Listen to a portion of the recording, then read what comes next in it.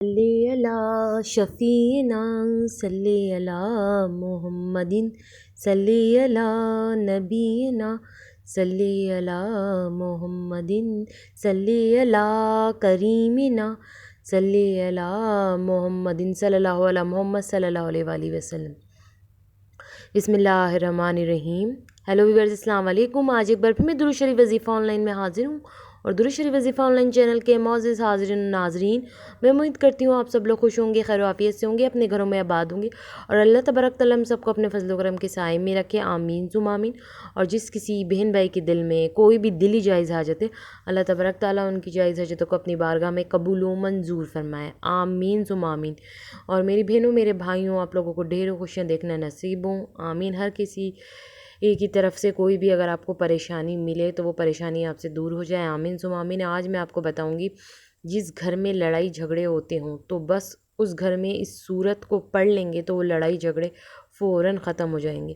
یعنی روز روز کی چک چک ہوتی ہو، جس گھر میں بہت ٹینشن ہوتی ہے اور ہر وقت لڑائی جھگڑے ہوتے ہوں، تو جس گھر میں لڑائی جھگڑے ہوتے ہیں اس گھر میں اس سورت کو پڑھنے سے لڑائی جھگڑے فوراً ختم۔ تو میں سورت آپ کو بتاؤں گی، وہ سورت کون سی ہے، بہت زیادہ اہمیت اور فضیلت رکھتی ہے وہ سورت۔ جو پڑھ لیتا ہے تو واقعی اس کے گھر سے جو ہے کہ لڑائی جھگڑوں کی وجہ سے اگر کوئی بھی بہت بڑی پریشانی ہوتی ہے، مطلب لڑائی جھگڑوں کی وجہ سے ان کے گھر میں سکون برباد ہو چکا ہے، تو وہ اس سورت کو پڑھ لیں گے تو لڑائی جھگڑے بھی ختم ہو جائیں گے اور ان کے گھر کا جو سکون برباد ہو گیا ہے وہ بھی اب جو ہے کہ بالکل آرام سے ان کا گھر سکون میں رہے گا، بالکل سکون میں رہے گا، کیونکہ جب لڑائی جھگڑے ختم ہو جائیں گے تو گھر بھی سکون میں رہے گا۔ مگر اس صورت کو بتانے سے پہلے جن لوگوں نے میرے چینل کو سبسکرائب نہیں کیا ہے وہ پہلے تو میرے چینل کو سبسکرائب کر دیں اور پاس ہی بیل آئیکن کے بھی بٹن کو پریس کر دیں تاکہ ہماری ویڈیوز کی اپڈیٹ آپ کو لمحہ بہ لمحہ ملتی رہے۔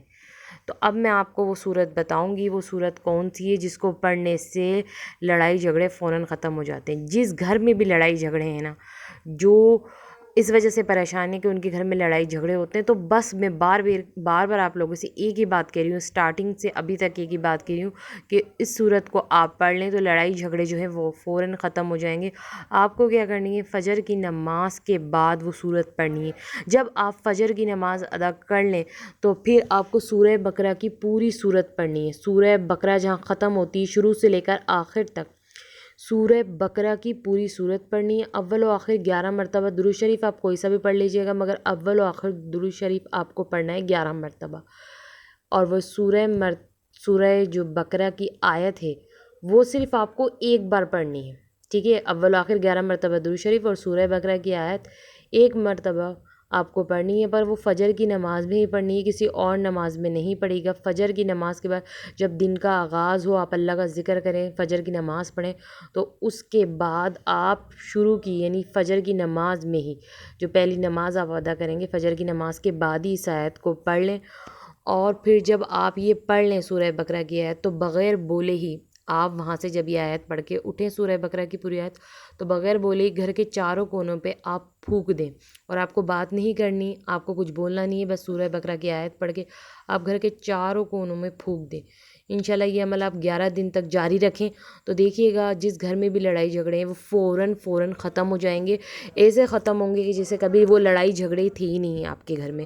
تو آپ فوراً جلدی سے اس عمل کو کر لیں، جس کے گھر میں جس کے بھی گھر میں لڑائی جھگڑے ہوتے ہیں وہ اس صورت کو پڑھ لیں۔ صورت کو پڑھنے سے لڑائی جھگڑے فوراً ختم ہو جائیں گے۔ اور وہ صورت کون سی ہے میں نے آپ کو بتا دی ہے، وہ صورت ہے سورہ بقرہ۔ سورہ بقرہ کی پوری آیت آپ پڑھ لیں، ٹھیک ہے؟ تو اب آپ لوگ مجھے اجازت دیجیے، اللہ حافظ، اپنا خیال رکھنا۔